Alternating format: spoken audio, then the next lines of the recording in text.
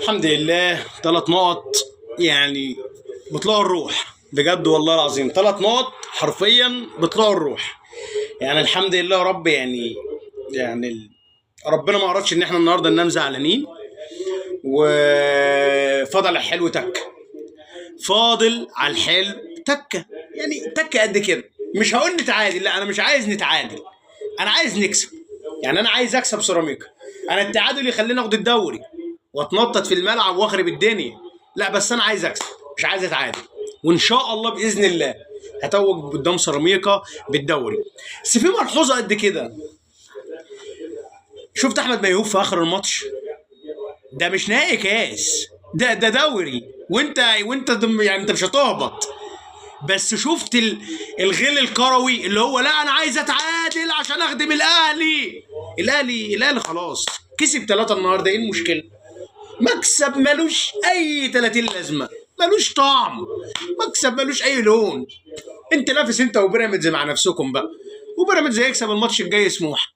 بس انا بتكلم في نقطه، يعني يا جدعان خلوا فيه شرف شويه والمصحف.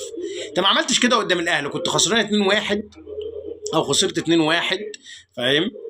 وفي الجون الثاني جاب بتاع اللي هو بتاع طاهر في اخر دقيقتين، في اخر كرة ما طلعتش يعني يا احمد يا موهوب يعني، وال11 لاعب كانوا في قدام.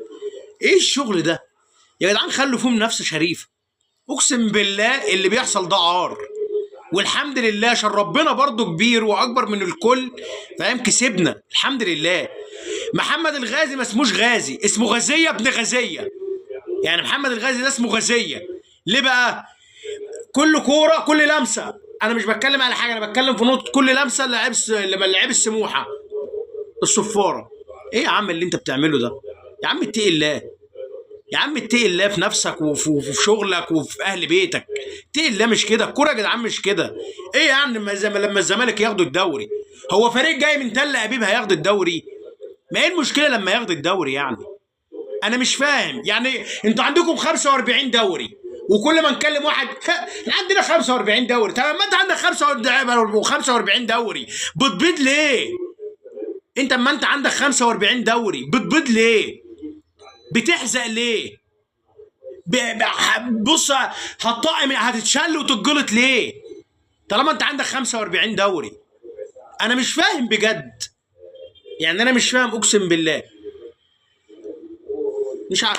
مش عارف بجد. انا شايف حال الكرة حاجه بنت وسخه، اقسم بالله الكرة في مصر حاجه بنت وسخه. مفيش نزاهه. يا ما نشوف سموحه بقى، يعني انا ما شفتهاش بتلعب كده.